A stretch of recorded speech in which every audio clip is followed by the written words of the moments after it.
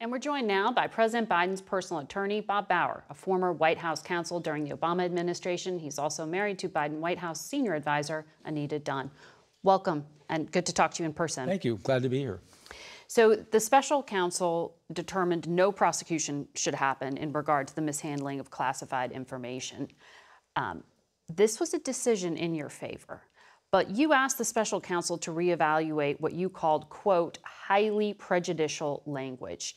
Did anyone appeal directly to Attorney General Garland or the Justice Department on that point?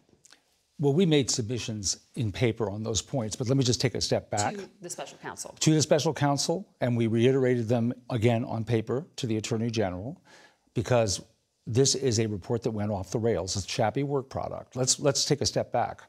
It starts with a legal conclusion that was foregone from the very beginning. The investigation could have been concluded in 2 or 3 months. It went on for over 15 months. And so along with the legal conclusion comes this flood of characterizations, factual misstatements, pejorative comments about the president that are inconsistent with DOJ policy and norms, and that, as you see, over the last 48 hours have been widely criticized by legal experts. This is not what prosecutors do. It is shoddy work product. But it was the Attorney General's commitment to make this public that put this in this space. Did you ever ask the Justice Department not to make it public? No. Or consider doing so? No. No. No. And what did the Attorney General say when you raised these issues to him? It's evident that he had committed to make the report public the way that the special counsel had written it. And so that's the report that we have. Because he did not release any additional letter or anything. Did the Attorney General essentially endorse this work product?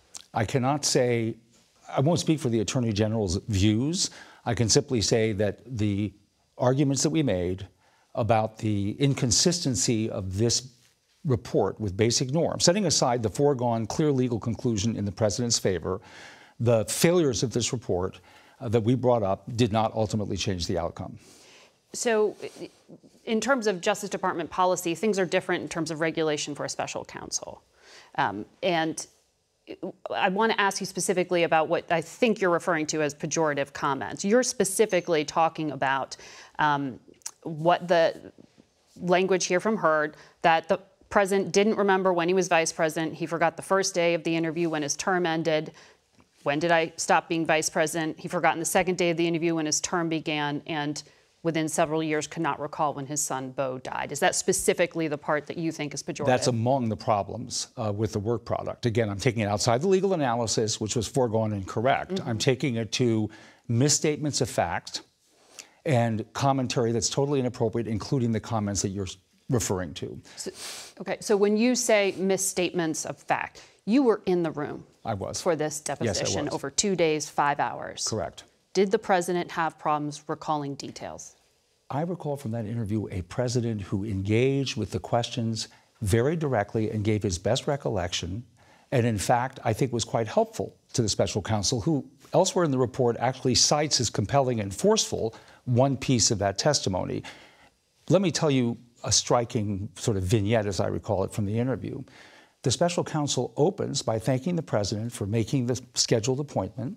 It could have been rescheduled given international events, and he makes a point of saying, we're grateful that knowing what else is going on in the world, that you kept the appointment. Should it have been rescheduled? And then he proceeds, I'll address that question as well, then he proceeds to say, I'm going to be taking you through events that are many years ago.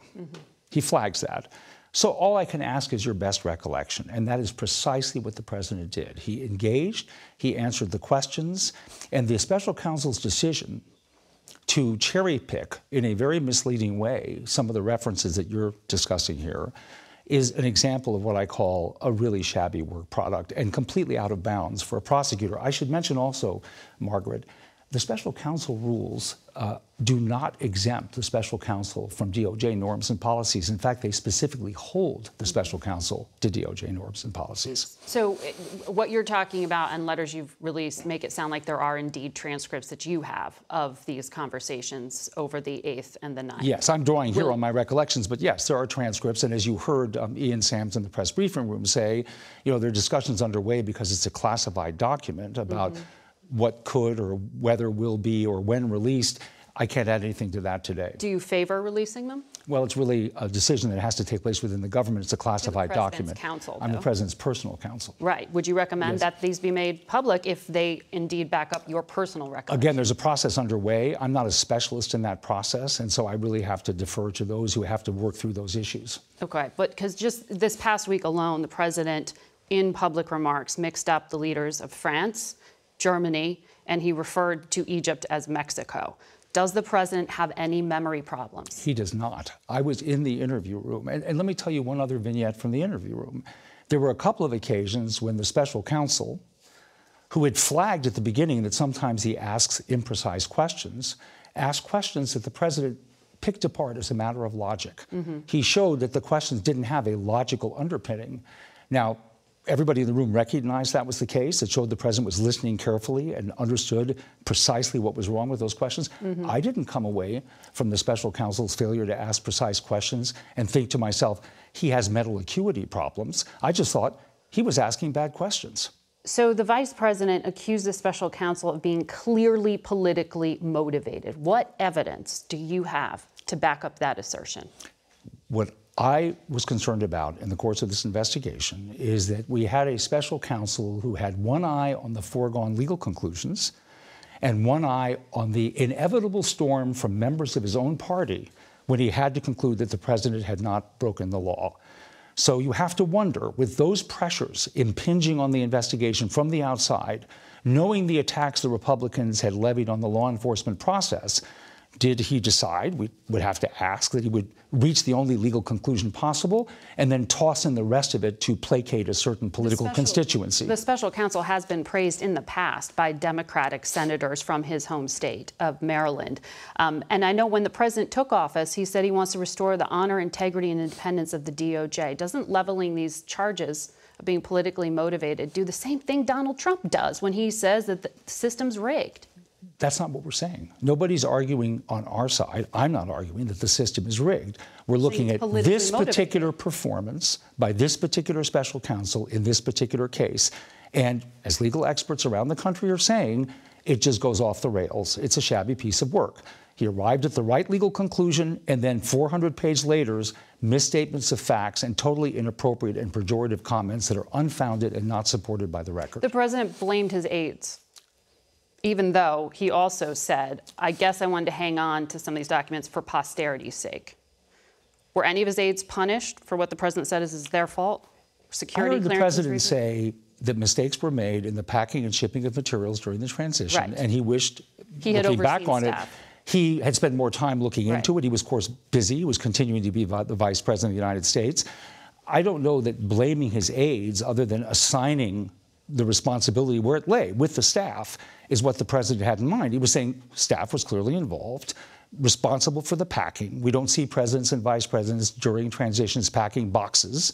But he recognizes now, when he looks back on it, maybe more involvement on his part was necessary because it didn't go the way he thought it should have gone. But specific to the documents related to Afghanistan, he did say he might have hung on to it for posterity's sake. Not that an aide hung Margaret, on to you're it, referring, to be clear, and this is again a result of a report that was written in a particularly shabby and shoddy way.